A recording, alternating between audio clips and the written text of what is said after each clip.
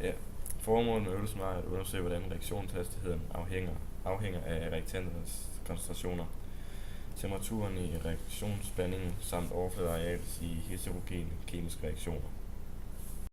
Teori. Ved beregning af et stofs reaktionshastighed tager du ændringen af stoffets aktuelle koncentration over et tidsrum.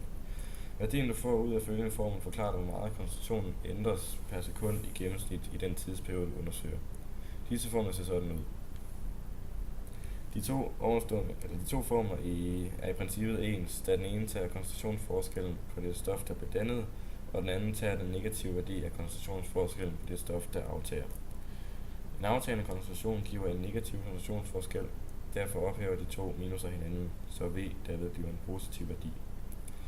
Da den stigende koncentration af S er afhængig af den faldende koncentration af S2O 2 vil talværdien for de to formler blive ens, og det vil ikke have nogen betydning, hvilken du bruger til dette forsøg. Grunden til, at vi kan måle de forskellige ting, var, at vi tegnede en lille prik på et stykke papir og stillede vores bæreglas ovenpå. Vi blandede saltsyre og thiosulfat, og når man tilsætter en syre til en opløsning, som indeholder thiosulfationer, dannes der frit svovl. Det dannede svovl gør opløsningen uklar, og man når derfor ikke. Når man så ikke kan se prikken mere, stoppes tiden, og temperaturen måles.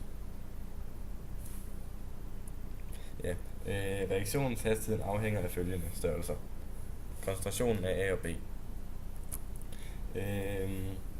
For at A og B kan reagere, må de nødvendigvis støde sammen. Jo større koncentrationen er af A og B, er jo større sandsynligheden for sammenstød og dermed reaktion. Overflade. Hvis et fast stof skal opløses, afhænger reaktionshastigheden af stoffets overflade. Den største overflade fås ved at pulverisere det faste stof. For eksempel opløses myelis hurtigere i kaffen end en sukkerknald. Temperatur. Jo, selvom A og B støder sammen, er det ikke sikkert, at de reagerer og bliver til C og D. De skal nemlig have en energi, som er større end aktiveringsenergien E, da energien er ligefrem proportional. Med den absolutte temperatur vil en forøgelse af temperaturen betyde, at flere sammenstød fører til en reaktion. Derudover vil en højere temperatur betyde større gennemsnitshastighed og dermed flere sammenstød. Og når temperaturen stiger, får partiklerne mere energi og bliver voldsommere, men hvis temperaturen falder, mindre voldsomme og støder derfor ikke så meget sammen. Materialer: bæreglas, rørpind, termometer, demineraliseret vand, saltsyre, thiosulfat. Fremgangsmåde: vi afmålte først en mængde vand, saltsyre og thiosulfat, vi skulle bruge. Derefter blandede vi stofferne oven på en prik, vi havde tegnet på et stykke papir. Da vi havde blandet dem sammen, og vi ikke kunne se prikken mere, målte vi temperaturen og startede forfra med nye og andre mængder af stofferne. Ved forsøg nummer 1 fik vi tiden til 17,48 sekunder og temperatur til 24,5. Forsøg 2 33,66, temperatur 23. Forsøg 3 tid 85, temperatur 22. 4 tid 21,1, temperatur 23. Forsøg 5 tid 22,4, temperatur 24. Forsøg 6 temperatur 12,1. Tid 12,1, undskyld. Og temperatur 36,5. Og 7 er noget væk. Okay. I den første del, der tog vi C2 lige med 0,4 molær gange mængde saltsyre divideret med samlet mængde væske.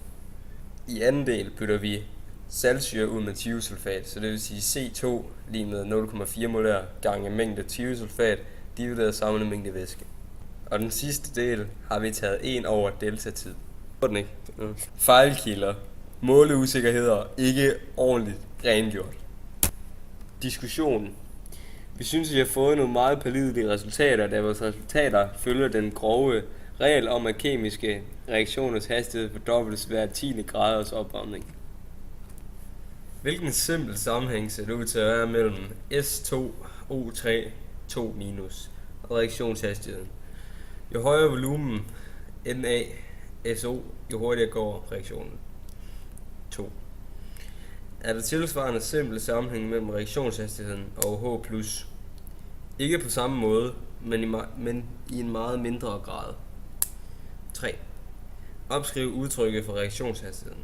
V lige med minus delta S2 O3 2 minus divideret med delta tiden. Ifølge en grov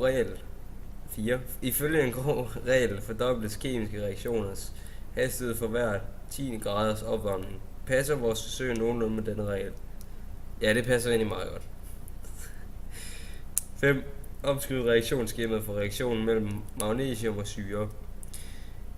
MgS (S) plus 2HCl (AQ) bliver til MgCl2 (AQ) plus 2H plus (G).